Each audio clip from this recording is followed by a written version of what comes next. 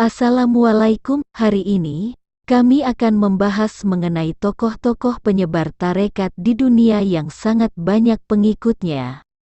Oke, mari kita bahas video selanjutnya. Nama tarekat ini dinisbatkan kepada seorang sufi besar yang sangat legendaris, dengan sekian banyak sebutan kehormatan. Beliau diyakini sebagai pemilik dan pendiri tarekat ini. Sufi besar itu adalah Syekh Muhyiddin Abdul Qadir Al-Jailani. Syekh Abdul Qadir Al-Jailani dilahirkan pada tahun 470 Hijriah atau bertepatan 1077 Masehi. Lahirnya di Jilan atau wilayah Irak sekarang, dan meninggal di Baghdad pada tahun 561 Hijriah atau sekitar 1166 Masehi. Beliau adalah seorang sufi besar yang kealiman dan kepribadiannya banyak mendapat pujian dari para sufi dan ulama sesudahnya. Syekh Abdul Qadir Al-Jailani juga seorang ulama besar Sunni yang bermazhab Hambali yang cukup produktif. Beliau telah menulis beberapa karya, satu di antaranya berjudul Al-Gunyah li Tabili Tarik Al-Haq. Kitab ini merupakan kitabnya yang sering menjadi rujukan dalam karyanya yang lain. Karyanya memuat beberapa dimensi keislaman, seperti fikih, tauhid, ilmu kalam, dan akhlak tasawuf. Dilihat dari beberapa buah karyanya, tidak diragukan lagi bahwa beliau adalah seorang teolog atau ahli ilmu kalam, serta seorang mujtahid dalam fikih dan juga seorang orator yang pandai. Syekh Abdul Qadir Al-Jailani memimpin madrasah di Baghdad.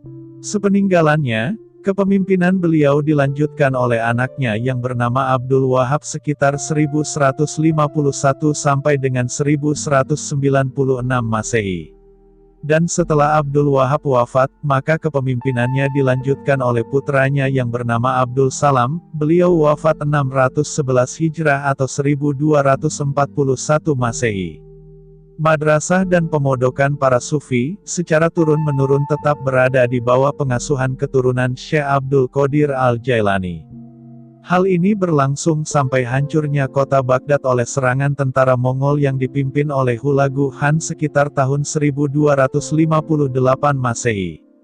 Serangan Hulagu Khan inilah yang menghancurkan sebagian besar keluarga Syekh Abdul Qadir Al-Jailani, serta mengakhiri eksistensi madrasah di kota Baghdad. Perkembangan tarekat ini menyebar ke berbagai daerah kekuasaan Islam yang berada di luar Baghdad. Karena sejak zaman Syekh Abdul Qadir Al-Jailani, sudah ada beberapa muridnya yang mengajarkan metode dan ajaran tasawufnya ke berbagai negeri Islam. Di antaranya muridnya ialah Ali Muhammad Al-Haddad di daerah Yaman, Muhammad Al-Bataihi di daerah Baalbek dan di Syria, dan Muhammad Ibnu Abdul Samad menyebarkan ajarannya di Mesir. Hal ini juga karena kerja keras dan ketulusan putra-putri Syekh Abdul Qadir Al-Jailani sendiri untuk melanjutkan tarekat ayahandanya, sehingga pada abad 12 sampai dengan 13 Masehi. Tarekat ini telah tersebar ke berbagai daerah Islam, baik di barat maupun di timur. Menurut para sejarawan, tarekat Qadiriyah sampai dengan sekarang ini, masih merupakan tarekat yang terbesar di dunia Islam. Dengan berjuta-juta pengikutnya, mereka tersebar di berbagai penjuru dunia, seperti Yaman, Mesir, India, Turki, Syria, dan Afrika. Ada 29 jenis tarekat baru yang merupakan modifikasi baru dari tarekat Qadiriyah.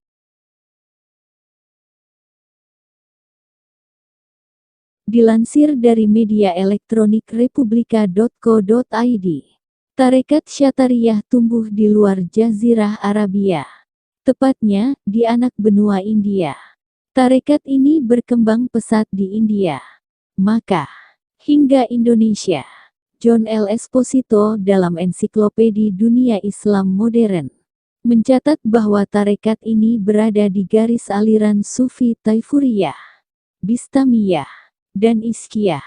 Taifuriyah dinisbatkan kepada Muhammad Arif Taifuri yang merupakan guru spiritual Abdullah Syatari, pendiri tarekat Syatariyah. Bistamiyah dinisbatkan kepada Abu Yazid Al-Bustami, mahaguru para sufi. Sedangkan Iskiyah merujuk kepada tokoh utamanya, Abu Yazid Al-Iski. Oleh sebab itu, tarekat Syatariyah dikenal di Turki dengan nama tarekat Bistamiyah. Di Iran dan Asia Tengah dikenal dengan tarekat Iskiyah. Sedangkan di Indonesia lebih populer dengan sebutan tarekat Syatariyah. Gelar Syatari di belakang nama pendiri tarekat ini adalah Abdullah Syatari, konon diberikan oleh Muhammad Arif Taifuri kepada muridnya itu. Syatari merupakan gelar penghargaan atas kemampuan Abdullah menempuh tahapan-tahapan sufi dengan sangat cepat. Kata Syatari itu seakar dengan kata syutari, bentuk jamak dari kata syatir yang berarti cerdas atau sangat ahli. Dengan demikian, pemberian gelar itu kepada Abdullah menunjukkan keistimewaannya dan kedalaman spiritualitasnya. Sejarah perjalanan tarekat Syatariyah mencatat nama Muhammad Gaus sebagai tokoh penting dalam tarekat ini. Gaus adalah generasi keempat dari Abdullah Syatari. Ia sempat diusir dari India oleh penguasa. Kemudian ia menuju ke Gujarat dan mengajarkan tarekat Syatariyah di sana. Akan tetapi, sang mursyid begitu berminat pada praktik yoga sehingga mengundang kecaman luas dari ulama-ulama di Gujarat. Tarekat ini merupakan aliran sufi yang banyak dipengaruhi oleh praktik-praktik ritual masyarakat India. Akan tetapi, murid Gaus, Syah Wajihuddin, yang menggantikannya, menghapus praktik-praktik yoga yang dikembangkan gurunya itu. Wajihuddin melarang murid-muridnya mempraktikkan yoga. Sebagai gantinya, ia mendasarkan tarekat Syatariyah pada syariat Islam. Bahkan, mendekatkan tarekat ini kepada tarekat Qadiriyah. Tarekat Syaziliyah didirikan oleh Abu Al-Hasan Al-Syazili, yang bernama lengkap Ali bin Abdullah bin Abdul Jabbar Abu Al-Hasan Syazili. Silsilahnya mempunyai hubungan dengan orang-orang keturunan Hasan bin Ali bin Abi Thalib, yang berarti juga keturunan Siti Fatimah anak perempuan dari Rasulullah. Abu Hasan Al-Syazili dilahirkan di Gumara, bagian utara Maroko pada tahun 573 Hijriah. Pendidikan agamanya dimulai dari didikan kedua orang tuanya, dan kemudian berlanjut kepada guru-guru spiritual yang juga ulama besar yaitu Abdul Al-Salam. Setelah menuntut ilmu dari Syekh Abdul Al-Salam, serta atas saran gurunya itu, Abu Al-Hasan Syazili meninggalkan Maroko untuk beruslah atau mengasingkan diri dalam sebuah gua di desa Syazila, tepatnya di Bagayan, Tunisia. Di gua ini beliau menghabiskan hari-harinya untuk beribadah kepada Allah dengan melakukan sholat, puasa, zikir, dan tilawah. Namun, selama beruslah, beliau tetap berinteraksi dengan lingkungan sekitar seperti berceramah, mengajar dan berdiskusi dengan para ulama dan sufi lainnya. Ceramah dan pengajarannya mendapat sambutan yang sangat baik dari berbagai kalangan setempat. Mereka sering berdatangan ke tempatnya hanya untuk berdiskusi. Di penghujung hidupnya, Syekh Abu Al-Hasan Ash-Satzili tinggal di Mesir dan menjadikan Mesir sebagai pusat penyebaran ajarannya. Di Mesir ajaran ini menjadi ajaran yang besar, dan terbentuk dalam suatu tarekat yang dikenal dengan tarekat Syaziliyah. Pada tahun 1197 Masehi, Syekh Abu Al-Hasan Asy-Syazili meninggal dunia dan dilanjutkan oleh muridnya, yaitu Syekh Ibn Athaillah Al-Sakandari. Tarekat ini berkembang, tersebar luas dan berpengaruh besar sampai sekarang di dunia Islam seperti Afrika Utara, Mesir, Kenya, Tanzania, Sri Lanka, dan beberapa negara bagian di Amerika Barat dan Utara, hingga Indonesia. Adapun ajaran dari tarekat ini adalah memiliki ketakwaan terhadap Allah secara lahir dan batin. Konsisten mengikuti sunnah Rasul baik dalam ucapan maupun perbuatan yang direalisasikan dengan selalu bersikap waspada dan bertingkah laku yang luhur. Ridha kepada Allah, baik dalam kecukupan maupun kekurangan yang diwujudkan dengan menerima apa adanya. Kembali kepada Allah, baik dalam keadaan senang maupun dalam keadaan susah. Tarekat Samaniyah merupakan salah satu cabang dari Tarekat Syaziliyah yang didirikan oleh Abu Hasan Ali Asy-Syazili di Mesir. Pendiri Tarekat Samaniyah adalah Muhammad bin Abdul Karim As-Samani Al-Hasani Al-Madani, yang lahir pada tahun 1718 dan meninggal tahun 1775. Tarekat ini berhasil membentuk jaringan yang sangat luas dan mempunyai pengaruh besar di kawasan utara Afrika, yaitu dari Maroko sampai ke Mesir. Bahkan, memperoleh pengikut di Suriah dan Arabia. Aliran tarekat ini lebih banyak menjauhkan diri dari pemerintahan dan penguasa, serta lebih banyak memihak kepada penduduk setempat. Salah satu negara Afrika yang banyak memiliki pengikut tarekat Samaniyah adalah Sudan. Tarekat ini masuk ke Sudan atas jasa dari Syekh Ahmad At-Taib bin Basir, yang sebelumnya belajar di Makkah sekitar tahun 1800. Dalam ajaran atau amalan dari Tarekat Samaniyah, terdapat ciri-ciri yang sedikit berbeda, yaitu berzikir la ilaha illallah dengan suara yang keras oleh para pengikutnya. Dalam mewiridkan bacaan zikir, para murid Tarekat Samaniyah biasa melakukannya secara bersama-sama pada malam Jumat di masjid-masjid atau musala sampai tengah malam. Selain itu, ibadah yang diamalkan oleh Syekh Muhammad bin Abdul Karim As-Samani adalah sholat sunnah asyraq, atau sholat sunnah setelah subuh, sebanyak 2 rakaat, salat sunnah duha, sebanyak 12 rakaat, memperbanyak riyadhah atau melatih diri lahir batin, untuk mendekatkan diri kepada Allah, dan menjauhkan diri dari kesenangan duniawi. Tidak hanya itu, ada beberapa ajarannya yang terkenal. Pertama, memperbanyak sholat dan zikir. Kedua, bersikap lemah lembut kepada fakir miskin. Ketiga, tidak mencintai dunia.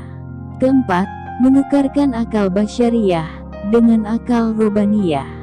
Kelima, menauhidkan Allah, baik dalam zat, sifat, maupun afalnya.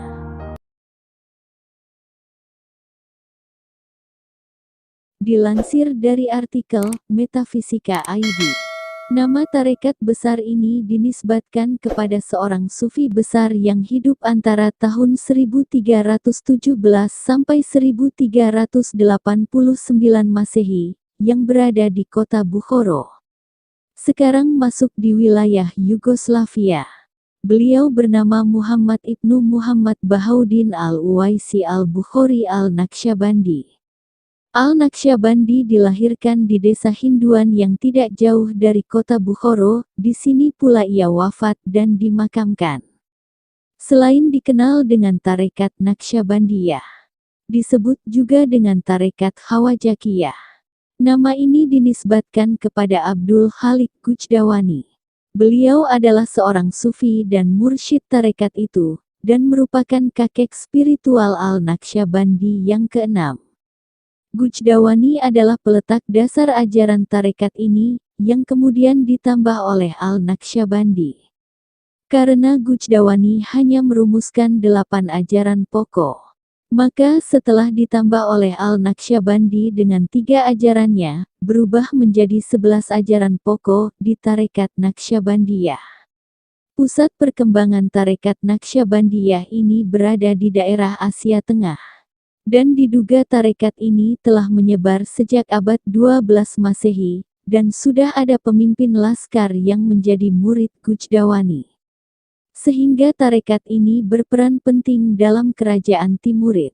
Apalagi setelah tarekat ini berada di bawah kepemimpinan Nashiruddin Ubaidillah Al-Ahrar, maka hampir seluruh wilayah Asia Tengah dikuasai oleh tarekat Naqsyabandiyah. Masuknya tarekat Naqsyabandiyah ke Makkah justru melalui India.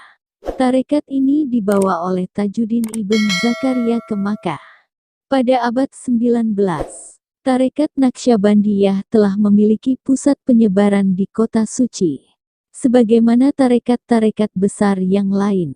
Snok Horjen memberitakan bahwa pada masa itu terdapat markas besar tarekat Naqsyabandiyah di kaki Gunung Jabal Kubais di bawah kepemimpinan Sulaiman Effendi. Ia memperoleh banyak pengikut dari berbagai negara dengan melalui jamaah haji, termasuk jamaah haji dari Indonesia. Dari sini kemudian tarekat Naqsyabandiyah ini masuk ke Indonesia. Sekian dari saya, mudah-mudahan ini bermanfaat untuk kita, dan menjadi studi awal dalam kajian sejarah pada masa lalu. Mohon maaf apabila terjadi kesalahan dalam penyebutan dan paparan yang disajikan. Assalamualaikum.